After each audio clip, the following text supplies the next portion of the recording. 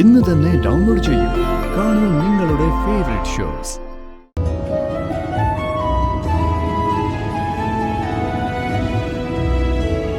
നല്ല രസമുണ്ടല്ലേ? അച്ഛാ, നമ്മൾ ആദ്യം എങ്ങോട്ടാ അച്ഛാ പോകുന്നേ? എവിടേക്ക് പോണ എന്റെ മക്കൾക്ക്? Water theme park. ആ, അപ്പൊ റൈഡിൽ കയറി തകർക്കാൻ തന്നെയാ തീരുമാനം അല്ലേ? അവര് തകർക്കട്ടോ. ഇന്ന് മുതൽ 2-3 ദിവസത്തേക്ക് ഇവർക്കൊപ്പം നമ്മളും തകർക്കുക. എന്തേ ഈ ഐഡിയ പിള്ളേർക്ക് വേണ്ടിയിട്ടാണെന്ന് ശാരദാമ്മ പറഞ്ഞെങ്കിലേ പിന്നീട് ഞാൻ ചിന്തിച്ചപ്പോ ഈ പോക്ക് നമുക്കും കൂടിയാ. ആ, കല്യാണം കേട്ട് ഇതുപോലെ വല്ല യാത്ര നമ്മൾ നടത്തിണ്ട. അതിന് നമ്മുടെ ജീവിതത്തിൽ പ്രശ്നങ്ങൾ ഒഴിഞ്ഞിട്ട് സമയം ഉണ്ടായിരുന്നില്ലല്ലോ. എന്നാ പിന്നെ നമുക്ക് നഷ്ടപ്പെട്ട ഹണിമൂൺ ഈ യാത്രയിൽ അങ്ങ് ഉൾപ്പെടുത്തിയല്ലോ.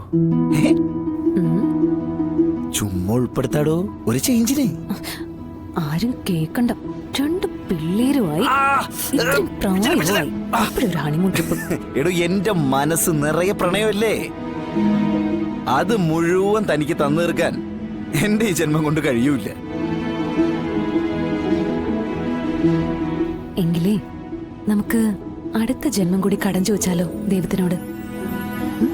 എങ്കി തീരൂ? അങ്ങനെ ചോദിച്ചാ പറ, എങ്കി തീരോ? ദേ, ഇതൊരു കടല. ഒരു അന്തും കുന്തും ഇല്ലാതെ വിശാലമായി കിടക്കുന്ന ഒരു സ്നേഹക്കടല്. ഇതിന്റെ തീരത്തിതേ തന്നെ നോക്കിയതാ ഇങ്ങനെ ഇരിക്കണം.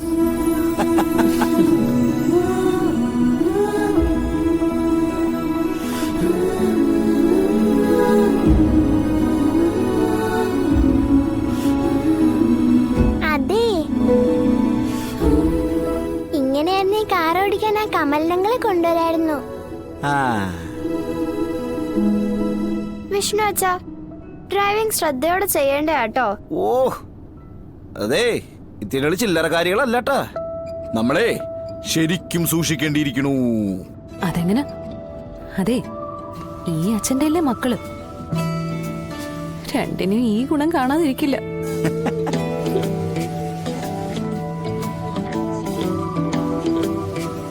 ആ മക്കളെ, ഇപ്പൊ അച്ഛന്റെ ഡ്രൈവിംഗിന്റെ കോൺസെൻട്രേഷൻ കളയുന്ന ആരാ നോക്കിയേ? രണ്ടും കണക്കാ.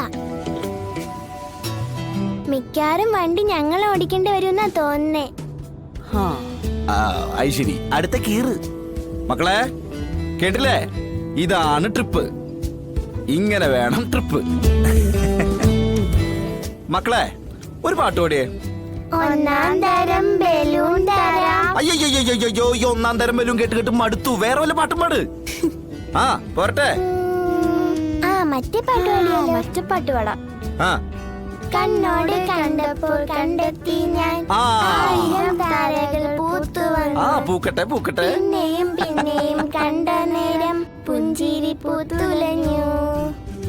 കാണാതെ വയ്യെന്ന് തോന്നലായി, കണ്ടിട്ടും കണ്ടിട്ടും പോരാതായി.